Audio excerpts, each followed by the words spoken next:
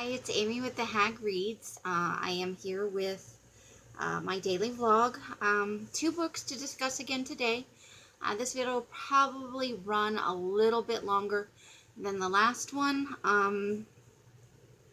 just because the books are a little bit more complicated, I think, than the last two were kind of light, fluffy fare. The first book I want to talk about is The Kind Worth Killing by Peter Swanson. And this is a psychological thriller. The basic plot premise is the main character, oh gosh, what was his name? Ted. Ted is rich and lives in, all the trappings of the upper echelon. Big house, a new wife, and so he's in London, and he's taking an overnight flight back to Boston, I think? Oh, gosh. Yeah, to Boston. He runs into another character in the book named Lily, and they meet in the airport bar. Discover they're on the same flight, and they have a couple of drinks together, and they're talking, and they're kind of getting friendly. And Ted does mention right away that he's married, so it's not like anything kind of unsavory is going on. It's just they strike up this friendship, and then they get on the plane, and they're seated near one another, and they kind of finagle it so that she can sit next to him, and then they kind of continue their conversation. During the course of the conversation, he's drinking a lot, and she's not drinking very much. And I got the sense at the beginning that this is kind of something that she does. She likes to kind of play games with people who she's probably never going to see again. I mean, these are people that they're unlikely to ever see one another again. And so he kind of opens up to her, lubricated on alcohol, that he's discovered his wife is cheating with his contractor for this new expensive beach house he's building. And they haven't been together that long, and he was really in love with her.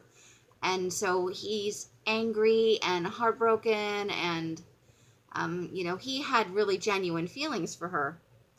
And so he kind of blurts out that, knowing this now and the length of time they're married, and even though they have a prenup, she's still going to walk away with a bunch of his money after a very short time in their marriage.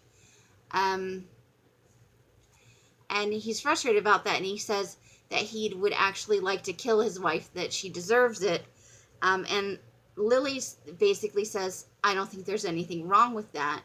And she kind of makes it, a statement of, that, some people, the world probably won't miss them. She doesn't say those exact words, but it's that kind of thing where some people just maybe deserve killing. And I think it kind of takes him off guard. And so they agree to meet later on after the flight. He's kind of intrigued by this, and so they meet later, and they're kind of talking about this, and the book takes off from there. So I'm not going to go any further than that. Let me look at my notes real quick, make sure I haven't missed anything important. So during the flight and afterwards, he's giving most of the information, and she's kind of this beautiful, mysterious character. She works as an archivist at a university in a town near where he lives. And so after the initial flight, you get kind of a backstory with her that develops over time of her history when she was younger, and some things that happened to her. And we find out that she's kind of a disturbing character on her own. And I don't want to give away anything, so I'm not going to say more than that. But there's a backstory that goes with what she said to him about maybe it's not so bad to want to kill people who are kind of worthless in the world and have done you wrong. Because he's supposing now that, his wife maybe faked everything and only married him for his money. And is, I guess, has kind of been taken down a peg because he really cared for her, and it never occurred to him, I think, that that was even a possibility based on the way they met and everything. So, with her backstory and the developing storyline, there were a couple of really big twists, and one that I really didn't see coming. This one actually managed to surprise me with one of the twists. And then at the end, they left it very open, and I was like, but I don't generally like that kind of ending. I like more closure than that. But with this, you can kind of foresee two possible futures, and I kind of like leaving it open like that. I don't think that he's going to write another book about her, but I did like that you didn't get a definitive answer on what was going to happen at the close of the story. If you like psychological thrillers and, this dealt with mental health issues and issues of fidelity and family dynamics and friendship and trust, all of those sorts of issues. And I really enjoyed this. I gave it 4 stars on Goodreads. The other book I want to discuss briefly is Into the Water by Paula Hawkins, whose other book was The Girl on the Train, which I loathed so much. I was willing to give it another try because The Girl on the Train was her first novel, and because it was so hyped, people keep comparing this type of novel with these characters, the girl in Cabin 10, the woman in Cabin 10, the girl on the train. I haven't read Gone Girl, and that's the novel that it keeps getting compared to. So I don't know if that's valid or not, and based on the comparisons, I think maybe I wouldn't like Gone Girl, because I really didn't like either The Girl on the Train or The Woman in Cabin 10. I just despised both of them. With Into the Water, the basic plot premise is you have it's really the story of this drowning pool in this small town where originally witches were brought and given the drowning test. If they float, they're a witch. If they sink, they're not. But the caveat on that is that if they sink, then they drowned. So way back, that was the purpose of it. And then through the history of this town and the area, it's become a place for suicide and some drowning accidents, I think. But it's where women who are unhappy go, and they kind of end their lives. So it's really about these two sisters. Kat, at the beginning of the story, has drowned in the drowning pool, and most people are supposing that she committed suicide. And then her sister Jules comes to help with Kat's teenage daughter. Did I write down the name of the teenage daughter? No, it doesn't look like I did. I can't read my own handwriting. And the teenage daughter is a teenager. And I don't think she had a lot of rules with her mother. And she just kind of keeps leaving the house. And she's smoking in the house. And the sister Jules lets her do all these things. And the two sisters were estranged. And so they had not spoken in many, many, many years. And the sister Kat had been for years and years and years trying to make contact and trying to resolve the issue. And Jules felt so hurt by an incident in the past that she just couldn't get past it, and she just wanted to be left alone. So here she is, dragged back into the life of her sister, who has presumably committed suicide, to have to deal with her, very angry, very behaving inappropriately teenage daughter, and back to a place that she'd never wanted to go back to. And so it has that kind of dynamic of this broken family relationship.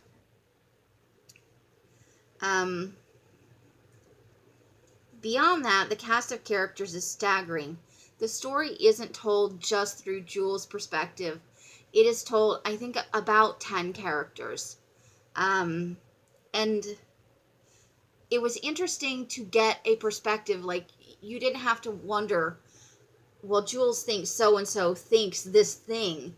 You really got to see a very rounded picture of everything that was going on and people's motivations and what people believed and what people were really doing.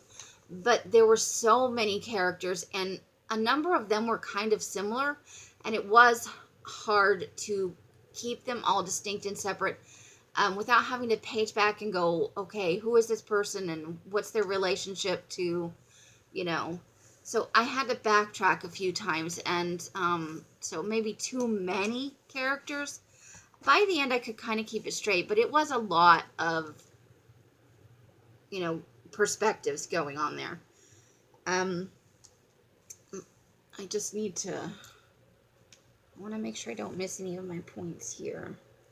So, the character Kat was unliked by the village kind of as a whole.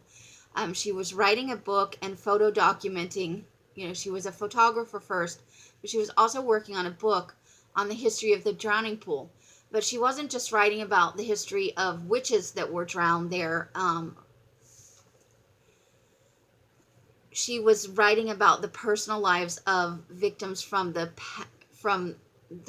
distant past of the village and more recent cases. One was a teenage girl who was her daughter's best friend, and this created a lot of strife.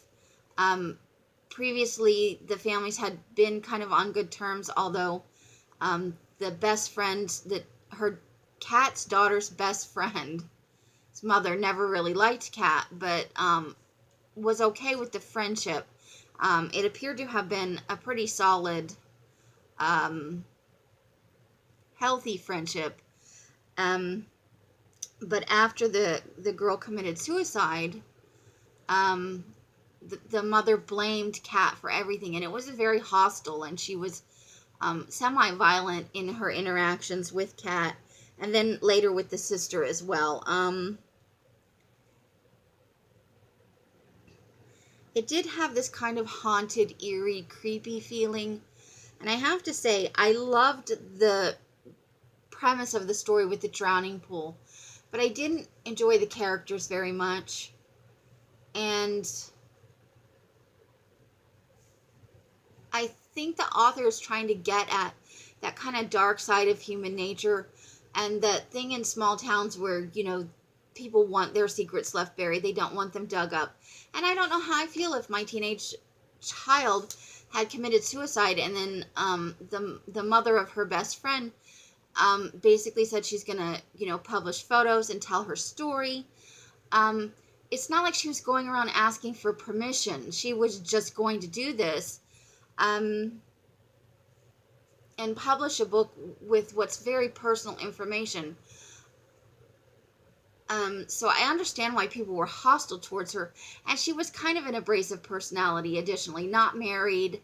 I think the intimation early on is that she was, you know, sexually promiscuous, and in a small town that's generally frowned upon.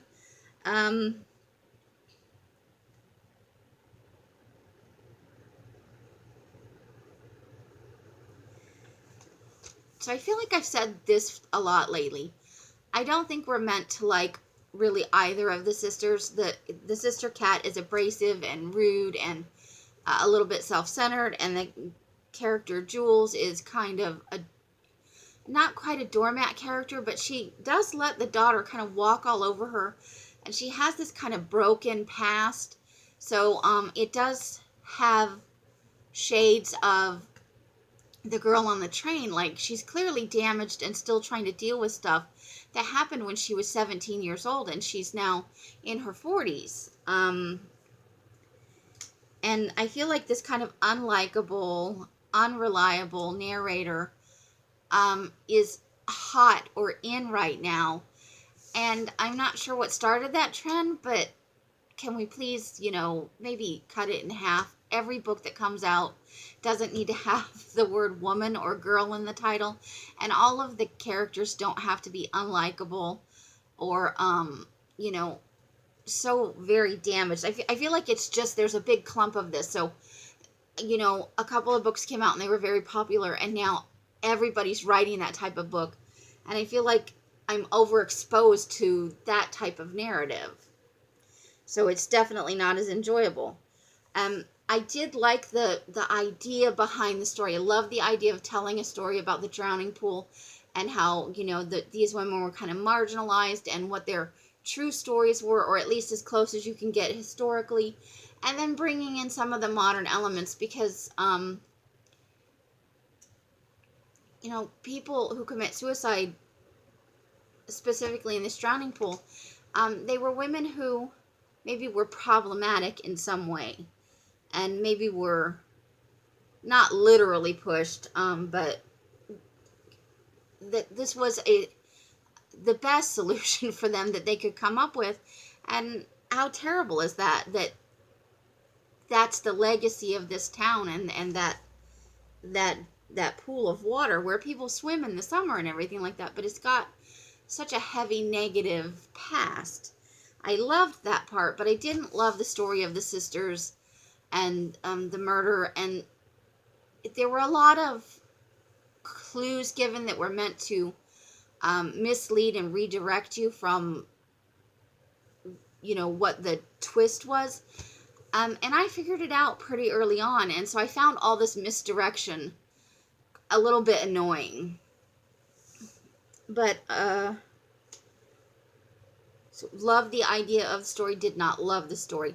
I initially was going to give it 3 stars, but I let it sit for a couple of days and percolate, and I wound up giving it 2 stars. I didn't hate it, and I did stay up and read it almost in one sitting, because I liked the drowning pool aspect, but I really just,